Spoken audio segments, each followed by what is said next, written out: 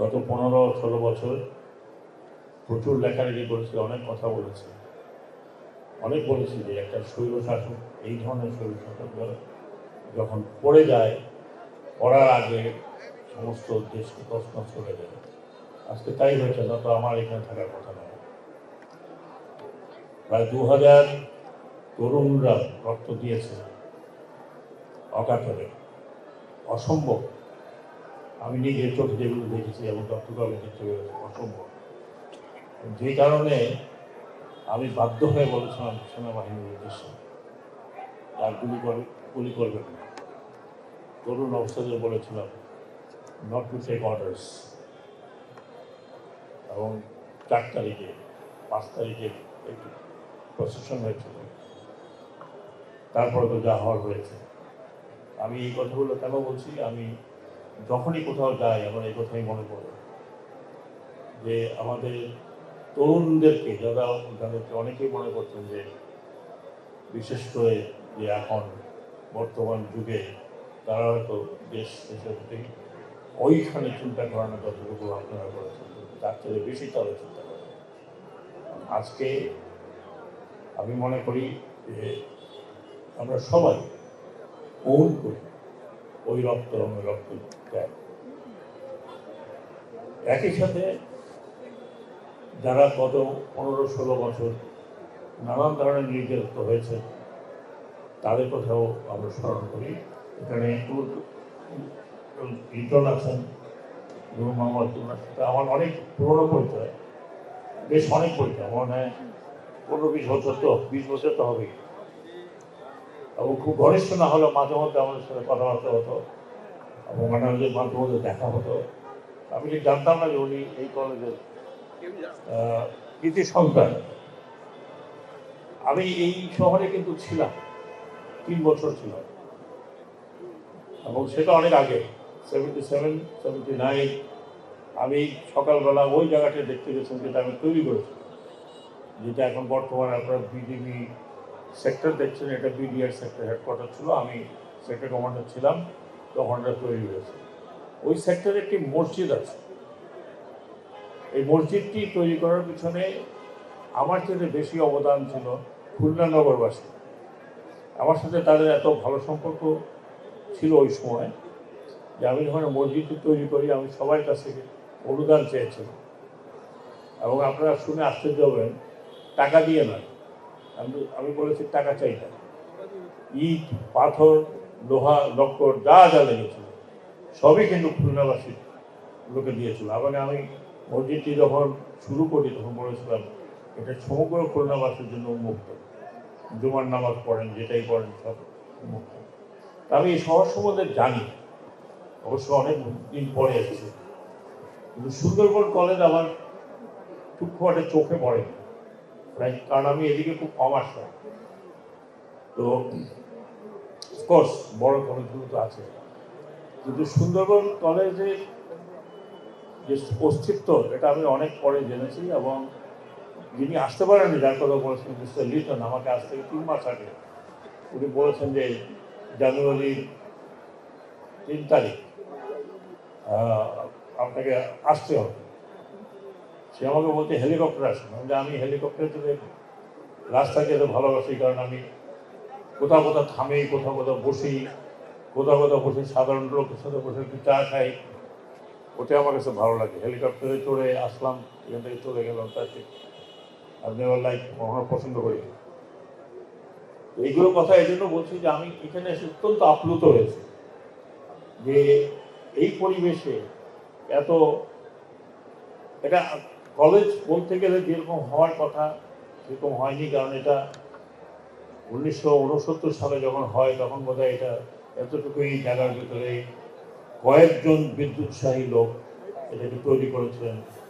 তার মধ্যে একজনের নাম তো অবশ্যই আমরাও শুনেছি, মিস্টার রাজাক। তাদের অনুদানে তো হয়েছে, এখন সরকারি কলেজ। এই জায়গাতে তাদের অবদানকে নিশ্চয়ই আপনারা স্মরণ করেন, সবসময় স্মরণ রাখতে হবে। কারণ একটা ছোট গাছের থেকে তো বড় হয়।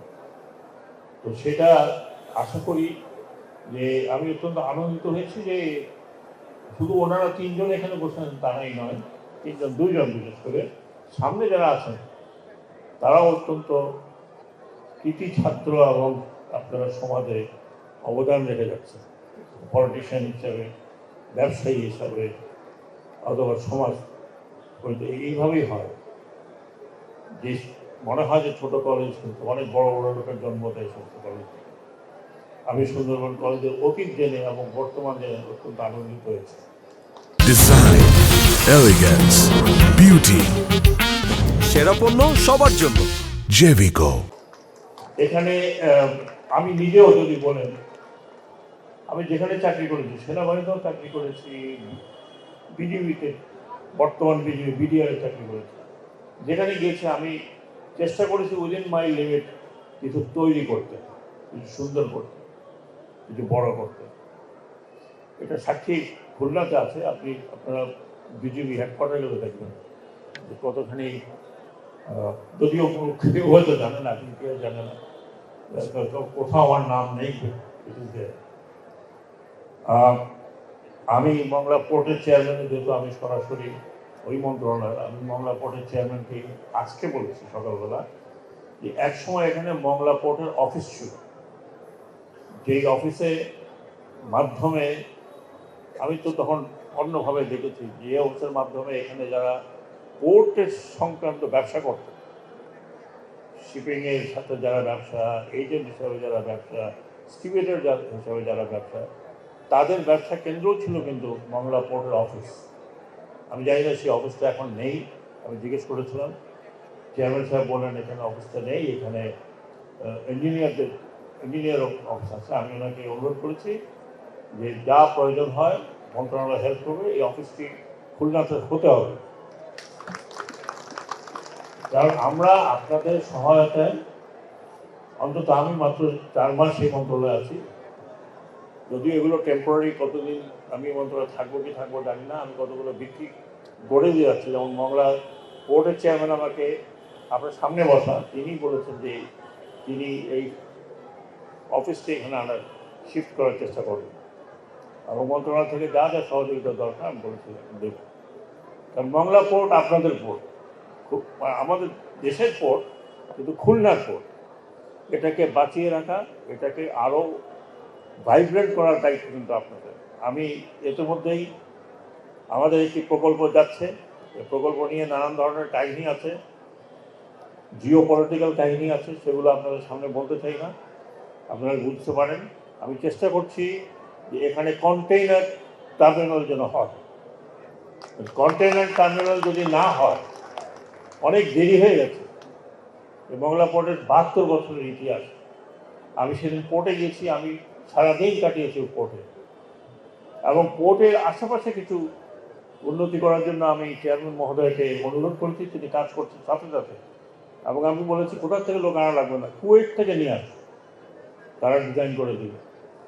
তো আপনারা জানেন ফার্স্ট টাইম মংলা পোর্টে মিস্টার হানিফ সংকট একটা প্রোগ্রাম করেছিলেন, এটার কারণ ছিল বাংলা পোর্টটাকে লোককে জানানো। আমি আজকে সকালে অনুরোধ করেছি যে আপনারা আপনাদের ট্যারিফ আবার একটু কমানোর চেষ্টা করেন, যাতে চিটাগংয়ের সাথে, কারণ বাংলা পোর্টে ঢুকতে অনেক সময় লাগে, এই ট্যারিফটা যাতে কমানো হয়। আমি মনে করি বাংলা পোর্টটাকে যদি আপনারা সবাই মিলে এটাকে ভাইব্রেন্ট করেন, তাহলে এই খুলনা, শুধু খুলনা শহর না, খুলনাবাসীদের জন্য, যারা ব্যবসা করছেন, যারা বিজনেস করছেন, তাদের জন্য খুব উন্নতি হবে। আমি এটাও বলেছি, হয়তো এটা অধ্যক্ষ সাহেব মনে কিছু করবেন না, শুধু কলেজের কথা বলছি না, আমি এটাও বলেছি চেয়ারম্যান মহোদয়কে যে যারা এখানে মাছের ব্যবসা করে, বিশেষ করে চিংড়ি মাছের ব্যবসা করে, তারা মংলা পোর্টের আশেপাশে, এটা এটা অত্যন্ত অর্থকরী ফসল, প্রচুর, যেটাকে একসময় আমি সাতক্ষীরাতে এখন লোক বলে যে সেকেন্ড দুবাই হতে যাচ্ছে, because of this, second Dubai হতে যাচ্ছে হাতখাড়া করে নাকি। কিন্তু এটার জন্য যে সাপোর্টটি দরকার, আমি বলেছি বাংলা পোর্টে যদি চেষ্টা করা হয় সেই সাপোর্টটা হয়তো আমি ভিত্তি দিয়ে যেতে পারি, হয়তো পরবর্তী সরকারের সাথে যদি করেন তো করবেন।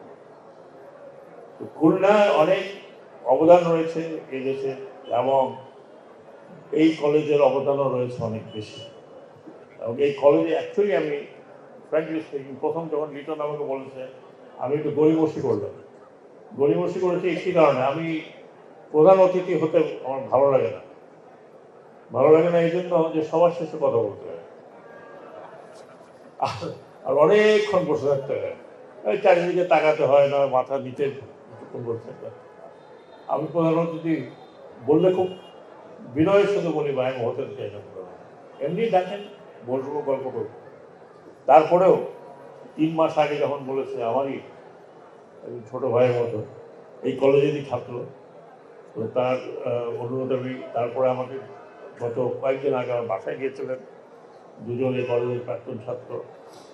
তো আমি আপনাদের সাথে এসে আমি রিয়েলি আনন্দিত, খুবই আনন্দিত। কারণ কলেজের জীবনে, এই কলেজ না হলে আমি কোনো কলেজে পড়েছি। আমি কয়েকদিন আগে, বোধহয় আপনারা হয়তো পেপারে দেখে দেখতে পারেন, হঠাৎ করে আমি বলে টলে যাই না, আমি বিনা বলে যাই, বলে গেলে তো জানেন না এখন এখানে প্রোটোকল এত বেশি হয়। আমি কয়েকদিন আগে যশোর জেলা স্কুলে গেছি। যশোর জেলা স্কুলে আমি 1958-এ ক্লাস 4 টোরে বোধহয় পড়েছিলাম। আমি চলে গেলাম, চলে গিয়ে দেখলাম যে যেই বিল্ডিংটাতে আমরা বসতাম, আমার আরও কিছু ক্লাসমেট 2-1 কোনো সেনাবাহিনী তো আছে, যে বিল্ডিংটাতে আমরা বসতাম ওই বিল্ডিংটা বাতিল হয়ে গিয়ে এখন নতুন বিল্ডিং হয়েছে, এই বিল্ডিংটা জরাজীর্ণ হয়ে গেছে। তো অনেকক্ষণ দাঁড়িয়ে রইলাম এবং অশ্রু সজল চোখে দেখছিলাম, কারণ ছোটোবেলার সেই স্মৃতি। তারপরে ডিসি সাহেব আসলেন, ডিসি সাহেব খবর পেয়ে আসলেন যে আমি এখানে।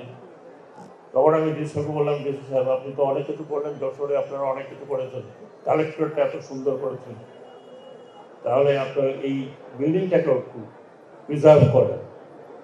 উনি আমাকে কথা দিয়েছেন যে বিল্ডিংটা উনি প্রিজার্ভ করবেন এবং সেখানে একটা লাইব্রেরি হবে। তো আমি যে কথাটা বলছি, লিটন আমার ছোট ভাইয়ের মতো, যদিও ছোট ভাইয়ের মতো, এবং আমরা সবসময় প্রায় একসাথেই থাকি। এখন তো মাঝে মাঝে দেখা সাক্ষাৎ অত্যন্ত গুরুত্বপূর্ণ একটা কাজ করছে। জনাব লিটন 3টি দাবি উত্থাপন করেছেন, আমি তার সাথে একদম একমত, 100%।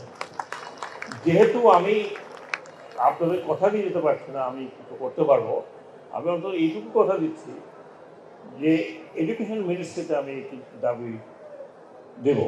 আমি নিজেও মনে করি এটা একটা এত বড় কলেজ, এত পুরনো কলেজ, প্রায় 60 বছর,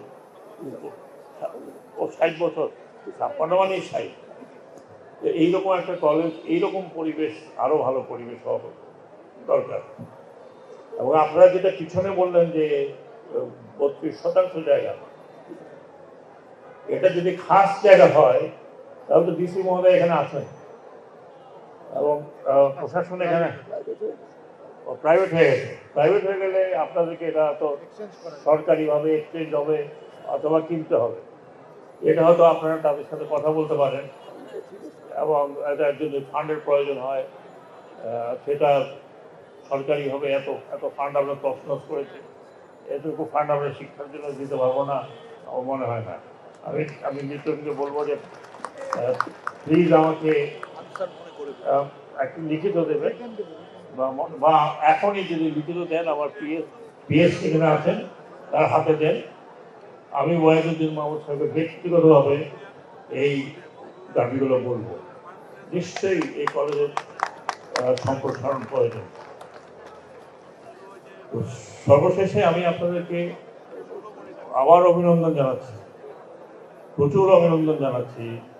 যারা এই আয়োজন করেছে, একটি আয়োজন করা, এইরকম আয়োজন করা অত্যন্ত দুরূহ, বহুত কষ্টকর ব্যাপার, অনেক মেধার প্রয়োজন। আমি তাদেরকে অভিনন্দন জানাচ্ছি।